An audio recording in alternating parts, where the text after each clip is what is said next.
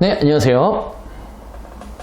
네오제인 과학학원에서 화학 B반을 담당하고 있는 박세진 강사입니다. 네, 지금부터 저영고등학교 2024학년도 1학기 기말고사 내신 분석 리포트 진행해 보도록 하겠습니다. 네, 그래서 저영고등학교는 일단은 시험 범위가 타 학교하고 조금 달랐습니다. 그래서 누적된 시험 범위로서 일단은 1단원에 있는 내용, 용액의 농도와 그 다음에 이제 양적 관계 문제가 조금 두 문제 정도 들어갔고요.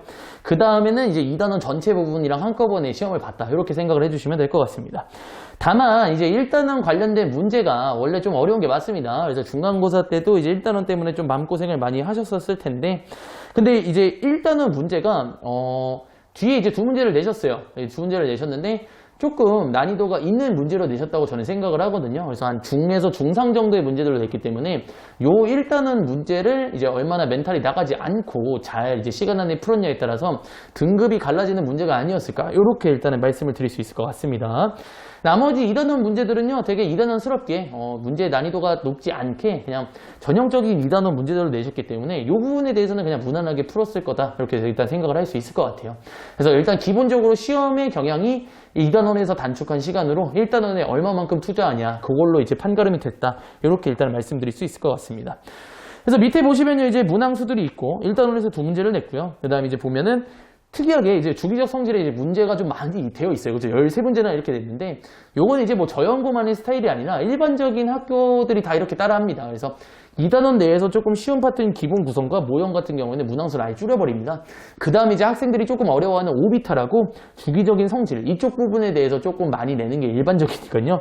너무 많이 이렇게 심각하게 받아들이지 않으셔도 되세요. 학교 선생님이 조금 어렵게 내려고 했나 보다, 이렇게 생각을 해주시면 되고요. 그 다음에 밑에 보시면 이제 핵심 문항이라고 있습니다. 그래서 요게 이제 제가 나름 시험 내에서 흔히 얘기하는 이제 킬러 문항 같은 걸 얘기를 하는 것인데, 워낙에 이제 시험이 2단원이 포함되어 있으면 난이도가 내려가다 보니까 요 킬러 문항이 조금 빛을 발하게 됐어요.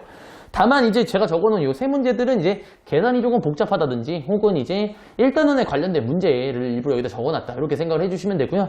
역시 뭐 1단원 문제가 조금 아까 말씀드렸던 것처럼 약간은 어렵다고 저는 생각을 했었기 때문에 일반적인 학생들이 풀기에는 많이 어려운 건 아닌데, 어쨌든 요걸로 이제 등급을 가릴 수 있는 문제라서 핵심 문항에 넣어놨다, 이렇게 일단은 생각을 해주시면 될 것 같습니다.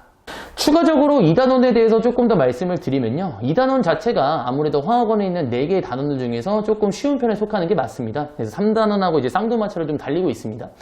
다만 이제 2단원 내용이 쉽다 보니까, 쉽다는 거 이제 어떻게 보면 암기해야 될 부분이 많다, 요거랑 이제 또 이퀄 동일시 되거든요. 그래서 이제 많은 학생들이 조금 방심을 하는 경우가 있어요. 요 정도 내용이면은 뭐 대충 해도 되지 않을까, 이렇게 생각을 하는데 절대로 방심하시면 안 됩니다. 2단원 자체는 아까 말씀드렸다시피 모든 학생들이 다 통용적으로 쉽게 느껴지는 부분이다 보니까 점수는 무조건 오르는데 등급이 오르지 않는 무조건 그런 현상이 나타날 수밖에 없어요. 그렇기 때문에 무조건 꼼꼼하게 정리를 해서 여러 가지 용어들에 대한 뜻을 정확하게 이해를 하시고, 그 다음에 그 원리가 나타나는 부분도 꼼꼼하게 가져가야 그 용어들을 기억한 상태에서 문제에 적용하는 식으로 조금은 공부를 하는 게 조금 도움이 많이 되지 않을까, 그렇게 좀 말씀드릴 수 있습니다.